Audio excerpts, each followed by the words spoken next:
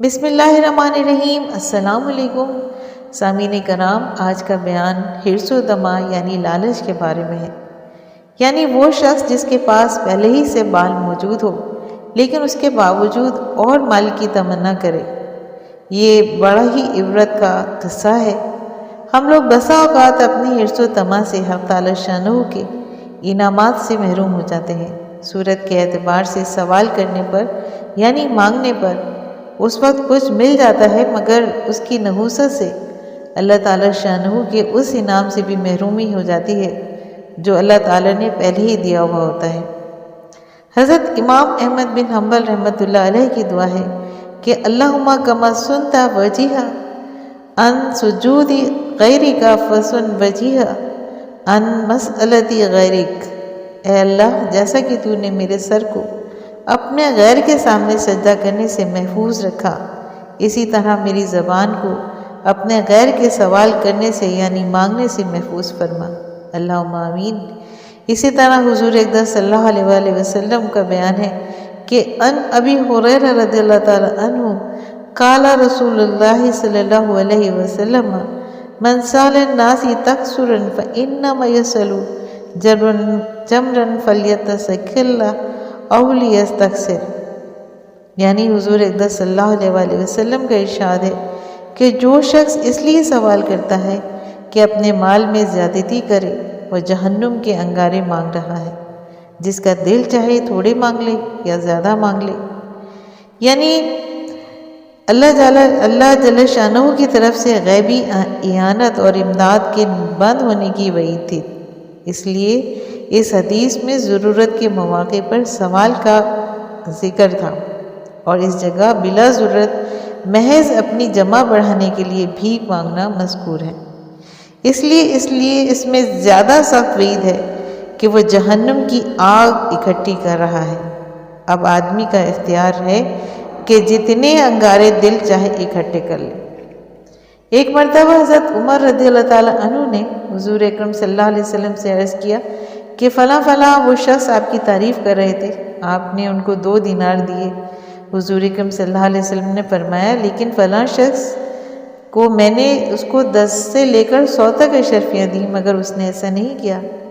پھر فرمایا کہ بعض آدمی سوال کرتے ہیں یعنی مانگتے ہیں، اور میں ان کے سوال کی وجہ سے جو دیتا ہوں وہ لے جاتے ہیں، لیکن وہ آگ دبا کر لے جاتے ہیں۔ حضرت عمر رضی اللہ تعالیٰ عنہ نے عرض کیا کہ یا رسول اللہ، پھر آپ دیتے کیوں ہیں؟ حضور اکرم صلی اللہ علیہ وسلم نے فرمایا کہ میں کیا کروں، وہ بغیر مانگے رہتے نہیں، اور اللہ تعالیٰ میرے لیے بخل کو گوارا نہیں فرماتے۔ ایک اور حدیث کے الفاظ ہیں کہ حضرت عمر رضی اللہ تعالیٰ عنہ نے عرض کیا کہ حضور اکرم صلی اللہ علیہ وسلم، جب آپ کو معلوم ہے کہ وہ آگ ہے تو آپ کیوں مرمت فرماتے ہیں؟ حضور اکرم صلی اللہ علیہ وسلم نے فرمایا کہ میں کیا کروں، وہ بغیر سوال کیے رہتے نہیں، اور اللہ تعالیٰ میرے لیے بخل گوارا نہیں کرتے۔ حضرت قبیصہ رضی اللہ تعالیٰ عنہ فرماتے ہیں کہ میں نے ایک بوجھ یعنی تاوان وغیرہ کا اپنے ذمے رکھ لیا، یعنی کسی چیز کی ضمانت کر لی۔ اس سلسلے میں حضور اقدس صلی اللہ علیہ وسلم کی خدمت میں مدد چاہنے کے لیے حاضر ہوا۔ حضور اکرم صلی اللہ علیہ وسلم نے فرمایا کہ ٹھہر جاؤ، کہیں سے صدقے کا مال آ جائے گا تو میں مدد کر دوں گا۔ پھر حضور اکرم صلی اللہ علیہ وسلم نے فرمایا کہ قبیصہ رضی اللہ تعالیٰ عنہ، سوال صرف 3 آدمیوں کے لیے جائز ہے، یعنی مانگنا صرف 3 آدمیوں کے لیے جائز ہے۔ پہلا وہ شخص جس نے کوئی بوجھ وغیرہ کا اپنے ذمہ لے رکھا ہو اور اس کو جائز ہے کہ اتنی مقدار کا سوال کر لے یا مانگ لے اور پھر رک جائے، پھر اس سے زیادہ کے سوال کا حق نہیں ہے۔ دوسرا وہ شخص جس کو کوئی حادثہ کو پہنچ جائے یا جس سے سارا مال ہلاک ہو جائے، مثلا آگ لگ جائے یا کوئی اور ایسی آفت اچانک پہنچ جائے جس سے سب کچھ لٹ جائے، تو اس کو بھی اجازت ہے کہ اتنی مقدار کا سوال کرے یا مانگ لے جس سے زندگی کا سہارا ہو سکے۔ تیسرا وہ شخص ہے جس کو فاقے گزرنے لگیں، یعنی حتیٰ کہ 3 آدمی اس کی قوم کے کہنے لگیں کہ اس کو فاقہ ہونے لگا، تو اس کو بھی اتنی مقدار سوال کر لینا یا مانگ لینا جائز ہے کہ جس سے زندگی کا سہارا ہو جائے۔ ان 3 کے علاوہ جو شخص سوال کرتا ہے یا مانگتا ہے وہ حرام مال کھاتا ہے۔ ایک اور حدیث میں ہے کہ سوال کرنا یعنی مانگنا دو شخصوں کے لیے جائز نہیں ہے، ایک تو غنی کے لیے اور دوسرا کبھی یا تندرست کے لیے جو کمانے پر قادر ہو۔ البتہ جس شخص کو خاک میں ملا دینے والا فقر یا پریشان کر دینے والا قرض لاحق ہو گیا ہو تو اس کا سوال کرنا یا مانگنا جائز ہے، اور جو شخص مال کو بڑھانے کی غرض سے سوال کر رہا ہو اس کے منہ پر قیامت کے دن زخم ہوں گے اور وہ جہنم کی آگ کھا رہا ہے، جس کا دل چاہے زیادہ سوال کرے اور جس کا دل چاہے کم کر لے۔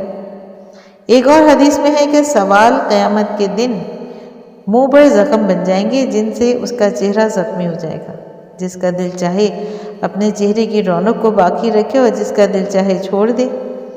البتہ اگر بادشاہ سے یعنی بیت المال سے بشرطے کہ اس میں سے لینے کا حق ہو مانگنے یا مجبوری کے درجے میں مانگے تو مذائقہ نہیں ہے۔ ایک اور حدیث میں ہے کہ آدمی سوال کرتا رہتا ہے یعنی مانگتا رہتا ہے حتیٰ کہ قیامت کے دن اس کے چہرے پر ذرا سا بھی گوشت نہیں رہے گا۔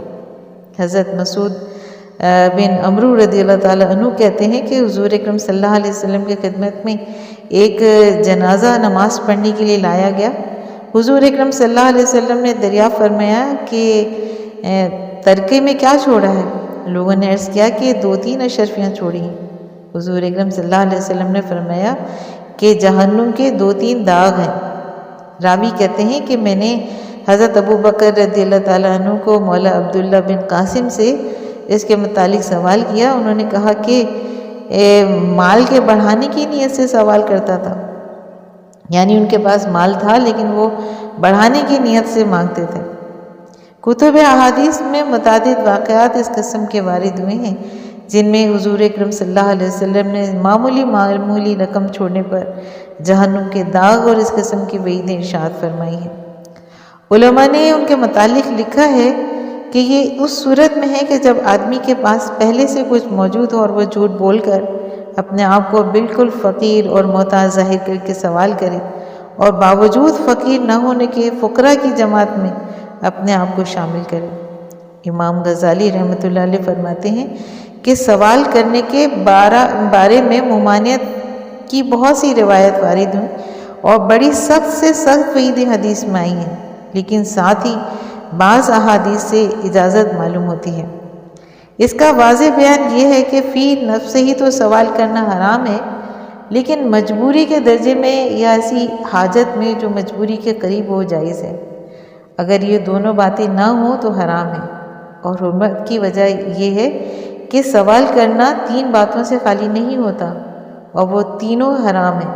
اول تو اس میں اللہ تعالیٰ عنہ کی شکایت کا اظہار ہو، گویا اس کی طرف سے انعام میں کمی ہے، جیسا کہ کوئی غلام اگر کسی سے سوال کرے تو اس کا مطلب یہ ہوتا ہے کہ گویا سید کی طرف سے اس پہ تنگی ہے، اور اس کا مقتضا یہ ہے کہ بلا سخت مجبوری کے حلال نہ ہو، جیسا کہ مردار کا کھانا سخت مجبوری میں حلال ہے۔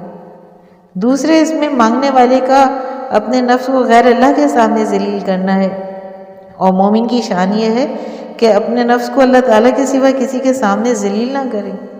البتہ اس پاک مولا کے سامنے ذلیل کرنا اپنی عزت ہے، اس لیے کہ محبوب کے سامنے ذلت و انکسار لذت ہے اور آقا کے سامنے اس کا اظہار سعادت ہے۔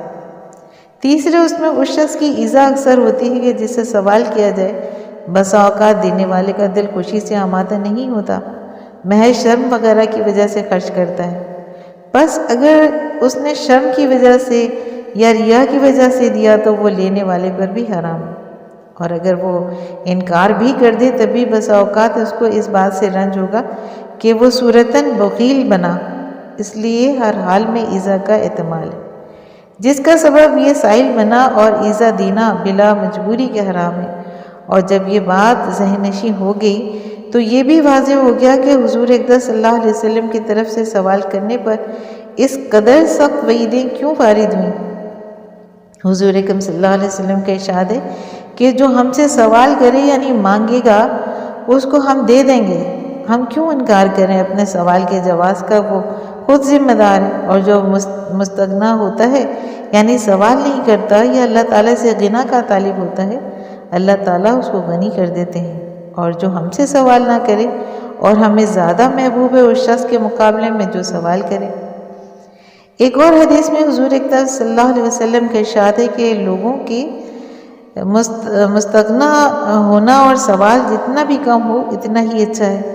حضرت عمر رضی اللہ تعالیٰ عنہ نے ایک سائل کو دیکھا کہ مغرب کے بعد سوال کر رہا ہے۔ آپ نے کسی سے فرمایا کہ اس کو کھانا کھلا دو۔ انہوں نے فوراً تعمیل کی اور کھانا کھلا دیا۔ حضرت عمر رضی اللہ تعالیٰ عنہ نے پھر اس کی آواز سوال کی سنی، یعنی مانگنے کی آواز سنی، تو ان صاحب سے مطالبہ کیا کہ میں نے تم سے اس کو کھانا کھلانے کو کہا تھا۔ انہوں نے عرض کیا کہ میں نے تو کھانا کھلا دیا۔ حضرت عمر رضی اللہ تعالیٰ عنہ نے اس سائل کی طرف دیکھا تو اس کے جھولی میں پڑی ہوئی تھی اور جس میں بہت سی روٹیاں تھیں۔ حضرت عمر رضی اللہ تعالیٰ عنہ نے فرمایا کہ تو سائل نہیں بلکہ تاجر ہے، یعنی فقیر نہیں ہے بلکہ تجارت کے لیے سوال کرتا ہے تاکہ تو ان روٹیوں کو جمع کر کے فروخت کر لے۔ اس کے بعد اس کی جھولی چھین کر صدقہ کے اونٹوں کے سامنے الٹ دی اور اس کے درہ مار کر کہا کہ پھر کبھی ایسا نہیں کرنا۔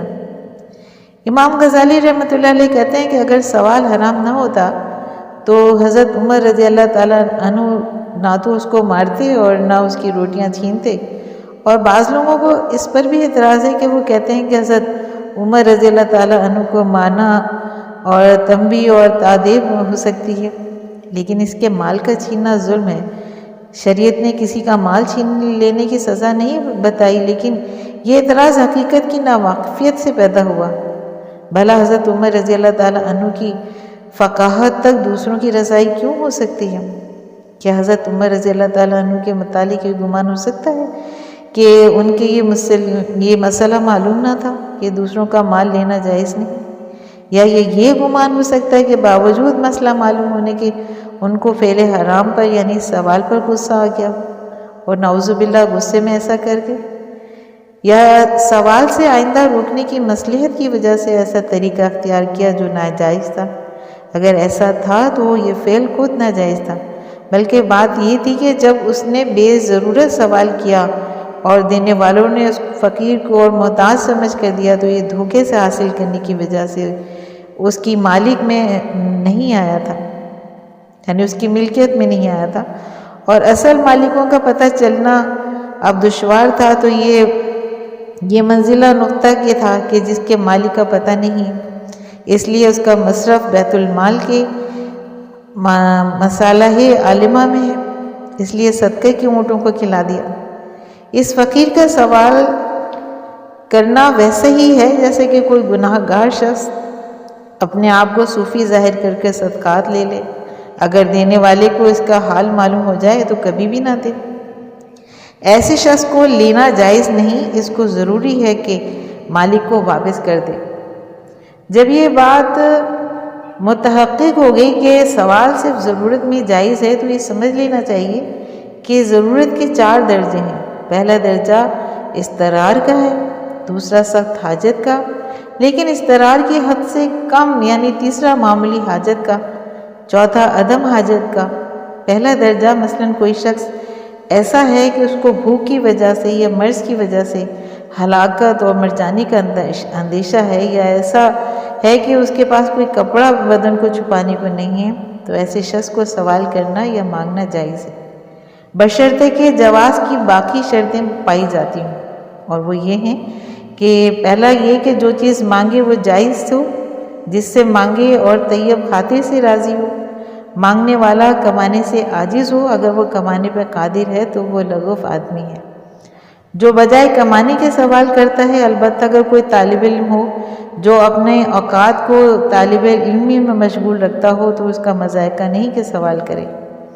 اور چوتھا درجہ اس کے بالمقابل کوئی شخص ایسی چیز کا سوال کرے جو چیز اس کے پاس موجود ہے، مثلاً کپڑے کا سوال کرے اور بقدر ضرورت کپڑا اس کے پاس موجود ہے، تو اس شخص کا سوال حرام ہے، یعنی مانگنا حرام ہے۔ یہ 2 درجے تو مقابل ہوئے اور ان کے درمیان 2 درجے رہے۔ ایک سخت حاجت کا، مثلاً کوئی شخص بیمار ہے اور دوا کے لیے دام نہیں ہے، لیکن مرض ایسا نہیں ہے جو ہلاکت کے درجے کا ہو، یا مثلاً کسی کے پاس کپڑا تو ہے مگر سردی کا پورا بچاؤ اس سے نہیں ہوتا، یہ درجہ بھی ایسا ہے کہ اس میں سوال کے کرنے یعنی مانگنے کے جائز ہونے کی گنجائش ہے۔